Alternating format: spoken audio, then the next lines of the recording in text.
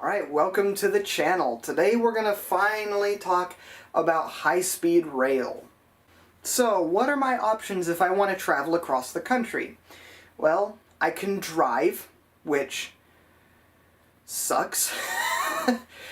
I could not imagine wanting to drive from one end of the country to the other. That would be extremely tiring. That uses a lot of fuel. That gets really expensive. You have to find a hotel to sleep in all across the way there. Not exactly a nice, cozy, comfortable option. So if you want somebody else to do the work for you, you got two options. You have kind of three options, but we're not going to be talking about like Greyhound buses or anything. You have train travel and air travel. Well, air travel is of course going to be the faster option and the more common option. It allows you to get between two destination points in a matter of a few hours. Although you have to go through extensive security measures in the airport because reasons. Trains, on the other hand, offer a much more comfortable experience, much easier to get into the train at the expense of time. But if you don't care how long it takes to get from destination to destination and you want to find some way to relax for a while, trains are a nice option for that. Amtrak runs most trains on diesel power. They do have some electric trains, but we'll talk about that later. So Amtrak is pretty much running on diesel, and airplanes are running on jet fuel. Neither one of those are particularly great for the environment. However, train travel does not have to be slow at all, and it doesn't have to be polluting the air with diesel. Electric airplanes are still a long ways off, and honestly, I would rather see high-speed rail because we have figured out electric trains forever, over a century.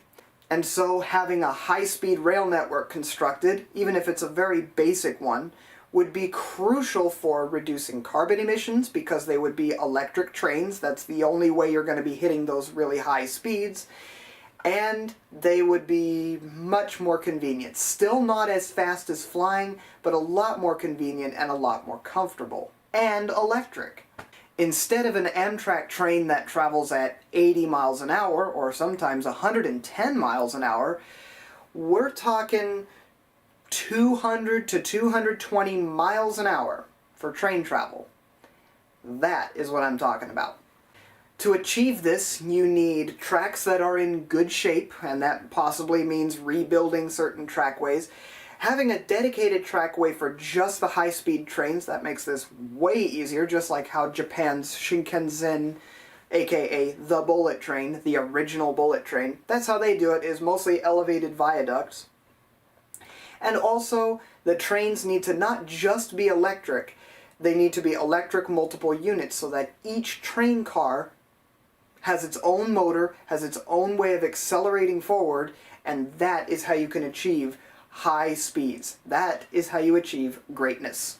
This would make it leaps and bounds more environmentally friendly than air travel. You want to get from Seattle to LA? Well, yeah, sure, it might take a little longer than flying, but you're producing zero emissions. You're touching an overhead electric wire. That is what we should be doing. And the trains would hopefully run a lot more frequently than the number of flights coming out of SeaTac Airport, as well as just being more comfortable. You don't have to go through the extensive security. You don't have to worry about how much leg room you're going to have in the train because of several reasons. You are way more flexible when you have high-speed trains, or any speed train, really. You're much more flexible with capacity of the train. An airplane is one size. One size fits all, depending on the model. And sure, trains can be kind of the same way, but you can always just choose to hook more coaches together, or even double-deck coaches together, and wow, that's a lot of capacity. And in some cases, you could hook so many coaches together with bi-level and single-level coaches or whatever, that the capacity is actually higher than in an airplane. So you could actually carry more passengers than you could on an airplane between the same two destinations. Trains offer that level of flexibility to where we could say, oh, you know what, we're going to have a dining car here, we're going to have this lounge car here. You're probably not going to need any sleeper cars because it's not going to take that long to get to your destination, but you could vary the layout of the train based on the type of route that you're providing and the amount of service and the amount of passengers. You could hook multiple coaches together. There's lots of flexibility here. Final point I'll bring up about flying is that some people have a fear of flying. What are you going to do if you're, thousands of feet up in the air? If you have an emergency and need to make an emergency landing, that takes a lot longer than just bringing the train to a stop and evacuating the train. I'm not trying to discourage you from flying. Flying is far and wide the safest way to travel. Way safer than a train, and that is way safer than a car or being a pedestrian or a cyclist. But high-speed rail definitely has its advantages. The U.S. has needed high-speed rail for a very long time, and I will talk about some existing services in a little bit, but we've needed a full nationwide network for decades now. The U.S. isn't exactly small. So let's talk about some worldwide examples. I'm not going to go over any of these in great detail, but let's just see what the rest of the world's been up to when it comes to high speed. Much of Asia, including China and Japan, have had high-speed rail lines for a long time, such as the Shinkansen line, which is, again, the original bullet train that opened in the 60s. And it's still operational today, and it's still enjoyed by lots and lots and lots of people. It's amazing. Now, whether or not they have maglev technology isn't really super important. It is a nice technology and offers many benefits over traditional trains just running really fast, but I won't consider it detrimental if you don't build a maglev, as those are quite expensive. Here in the US, it would be really nice if we went world-class, built an amazing system using maglev technology and super fast trains, and it was just really nice. But if we don't, and we instead just build a normal train line and have them running at 200 miles an hour, then that's fine too. Many European countries, including France, have excellent high-speed rail systems as well. Not as expansive and not getting built as much as Asia, but in the English-speaking world, I'd like to mention the UK's high-speed lines. There's HS1, High Speed 1, which is operational and doesn't ever hit 200 miles an hour, but is still quite fast, and I believe HS2 is under construction right now. But in the US, while we do have a high-speed rail service and more under construction and definitely in the works, it's nothing like what we could be doing. I think we should set a goal for ourselves if we're going to build a high-speed rail network. Our target should be to hit 200 to 220 miles per hour. That seems to be the target we should be aiming for. Not 150 miles an hour or 140, 120. Yes, it would be cheaper to build it like that, but really we probably should be going to the 200 to 220 mile an hour territory. In the northeastern portion of the United States, we already have over 400 miles of electrified train lines for use by Amtrak themselves. It's called the Northeast Corridor if you'd like to do your own research about it. It's really, really cool, and me, living on the northwest of the United States, I've never heard of it until quite recently, and it's amazing. However, I would like to highlight the Acela train. This is Amtrak's high-speed rail line. Yes, there is an actual high-speed rail line operated by Amtrak, that a lot of people that don't live on the East Coast have probably never heard of before. It travels through some major cities, including Washington, D.C., travels through Philadelphia, New Jersey, New York, and eventually ends up in Boston. A few other services are being constructed as well, including the California High-Speed Rail, which has been under construction for a very long time, and I cannot wait to see that get done. People like to make fun of it all the time for it being over budget or being really, really late, but the original bullet train in Japan went double over budget while it was under construction, did not open on time at all, and yet nobody ever talks about that. So with the California High-Speed Rail project, it's going to be exactly the same thing. We'll make fun of it right now for it always being really, really late, but it's really not fair because once it is finally open, it is going to be a game changer for California. Alan Fisher, which I've recently got heavily into that YouTube channel, made an excellent video, actually 2 videos, talking about why California High-Speed Rail is an amazing project, and I encourage you to check out that channel. Really good content over there. 2 other things that I'll mention and not give any more context is that there's also the Keystone Corridor, which also has electric Amtrak trains, and the Brightline high-speed rail project in the Florida area.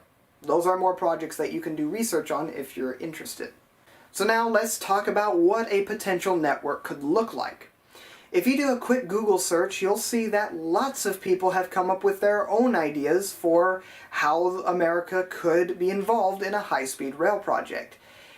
And Canada is often included in some of these maps, serving the 3 most major cities of Vancouver, Toronto, and Montreal.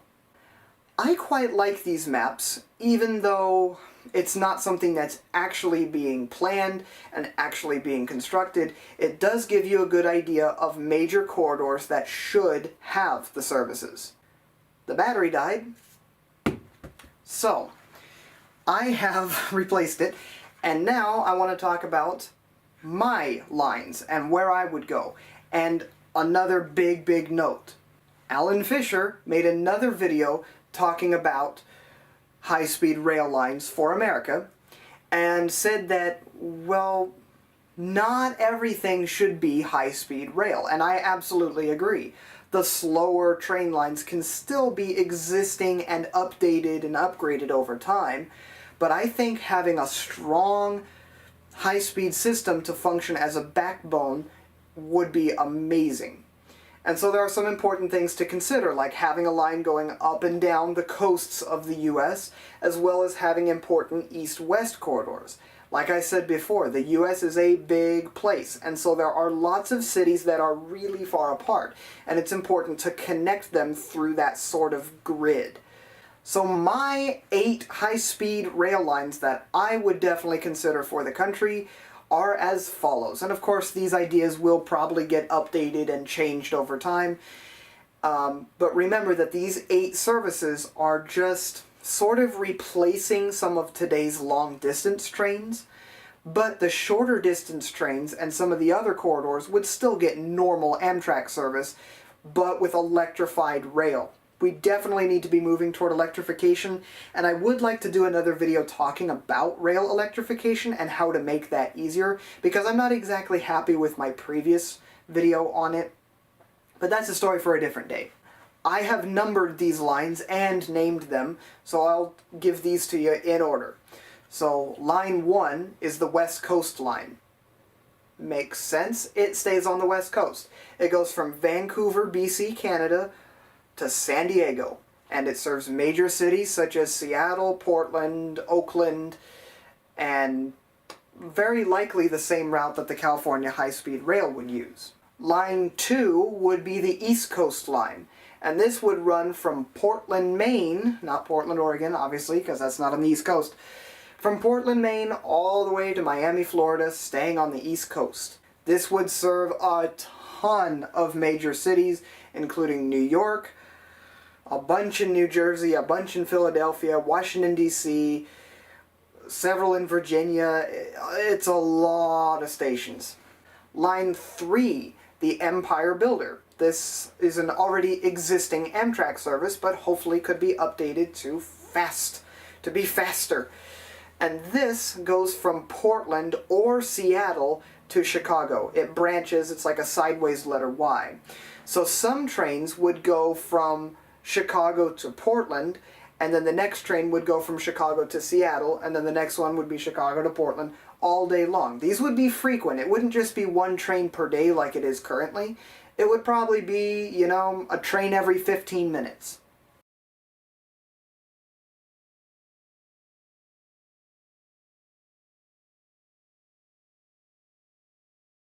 Line 4, the California Zephyr. This would go from Los Angeles all the way up through California and straight through to Chicago. Major cities on this line would include Oakland in California and the San Francisco, you know, more California high-speed rail stuff. And it would cut across, it would serve Salt Lake City and I believe St. Louis, Missouri. Then you have Line 5, the Northeastern Line. This goes from Chicago to New York City, staying in the Northeast, kind of around where the Great Lakes are. Line 6. Now this has kind of two different names. You could just call it simply the New York Line, or use the more familiar term on Amtrak, the Maple Leaf Line. This goes from New York City to Toronto and Niagara Falls, serving major cities such as Albany and Buffalo. Now with this line, not every trip is going to go into Toronto. Probably every other trip will, but every trip would go at least to Niagara Falls. Or you could actually have it go, this train ends in Buffalo, this one goes to Niagara Falls, and this one goes to Toronto. And then Buffalo, Niagara Falls, Toronto. Then you have one that you could either call it the Cross Country Line or even possibly the Gulf Line. It's pretty much all the southern states, and it goes between Miami and Los Angeles. And this one serves several major cities, including Atlanta, Georgia, New Orleans, Houston, San Antonio, Phoenix, Albuquerque, and then in through to LA. And then you would have Line 8, which would be sort of the Texas Eagle or Central Line that cuts right through the middle and serves the center of the U.S. from Chicago all the way down to Houston, Texas, serving pretty much all the major cities in Texas, including San Antonio, the Dallas-Fort Worth area, Oklahoma City, St. Louis, Missouri, and everything kind of in the middle like that. Some additional high-speed lines could be included to go between Chicago and Florida, or between Chicago and Toronto, or even Chicago, Toronto, Montreal. Lots of possibilities here, but that would have a lot to do with how Canada would accept the vote for having American train services within Canada. That's all dependent on a number of factors. So, I thank you for watching this video, and I will see you next time with some other video. Thank you for watching.